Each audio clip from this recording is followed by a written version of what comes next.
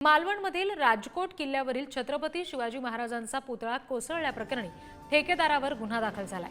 पीडब्ल्यूडीच्या अधिकाऱ्यांविरुद्ध सुद्धा गुन्हा दाखल झालाय। दरम्यान मंत्री दीपक केसरकर राजकोट किल्ल्यावर जाऊन पाहणी करणार आहेत असं समजतंय।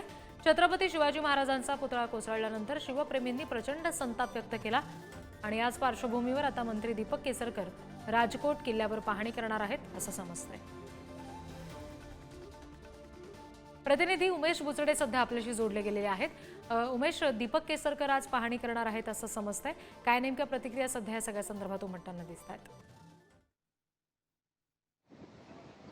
निश्चितच रिद्धी काही वेळातच मंत्री दीपक केसरकर येणार आहेत। तसेच कोल्हापूरचे आमदार सतेज पाटील हे देखील आता उपस्थित राहणार आहेत, पाहणी करणार आहेत आणि त्यासंबंधित काल जे पालकमंत्री रवींद्र चव्हाण होते यांनी येथे रात्री उशिरापर्यंत थांबून जे संबंधित ठेकेदार होते त्यांच्यावर गुन्हा दाखल केलेला आहे। तसेच त्याचे सल्लागार होते, स्ट्रक्चरल सल्लागार होते, त्यांच्यावर देखील गुन्हा दाखल झाला आहे। नेव्हीचं काम होतं, हे नेव्हीने हातात घेतलेलं होतं आणि त्यामुळे नेव्हीने ज्यांना ठेके दिले होते त्या ठेकेदारावर गुन्हे दाखल झाले आहेत अशी प्रक्रिया काल रात्री ही उशिरा पार पडलेली आहे। आणि आता जे मंत्री दीपक केसरकर हे थोड्याच वेळात इथे येतील, त्यानंतर सतेज पाटील देखील येतील आणि आज विविध मंडळी नेते हे इथे येण्याची शक्यता आहे आणि पाहणी करण्याची शक्यता आहे। या पुतळा कोसळल्यानंतर संपूर्ण महाराष्ट्रात राजकारण देखील तापलं आहे। आपण सिंधुदुर्गात देखील काल विविध ठिकाणाहून तालुक्यातून निषेध व्यक्त करत होता। महाविकास आघाडीच्या नेत्यांनी देखील वेगवेगळ्या निषेधाच्या प्रतिक्रिया दिल्या होत्या। अशा पद्धतीचं सध्याचं वातावरण आहे। आपण मालवण या बाजारपेठेमध्ये पोलीस छावणीचं स्वरूप आहे। प्रत्येक नाक्यात चौकात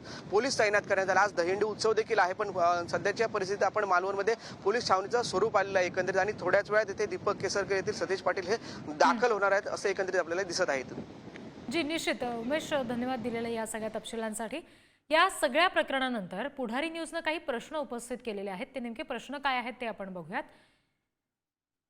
1.5-2 फुटांची शिल्प बनवण्याचा अनुभव असलेल्या शिल्पकाराला हे इतकं अवाढव्य काम कशाच्या आधारावर देण्यात आलं?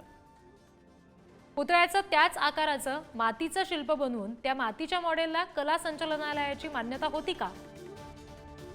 महाराजांचा हा पुतळा 28 फूट उंचीचा होता, तो बनवण्यासाठी 3 वर्ष लागतात, तो 6 महिन्यातच कसा बनवला? अवघ्या 6 महिन्यात तयार झालेला हा पुतळा समुद्रकिनारी बसवण्या इतका मजबूत असल्याचं कसं तपासलं गेलं? नौदल अधिकाऱ्यांच्या सूचनेच्या आधारे बनवलेले 2 पुतळे नाकारून तिसरा पुतळा का निवडला गेला? महाराजांच्या एवढ्या मोठ्या पुतळ्याच्या मॉडेलचं संपूर्ण काम 3D प्रिंटिंगनं करणं योग्य होतं का? कास्टिंग झालेले सगळे तुकडे एकत्र करत ते जागेवरच थेट जोडणं योग्य होतं का? तशी तिथे योग्य व्यवस्था होती का? हे सगळे प्रश्न पुढारी न्यूजने या प्रकरणानंतर उपस्थित केलेत।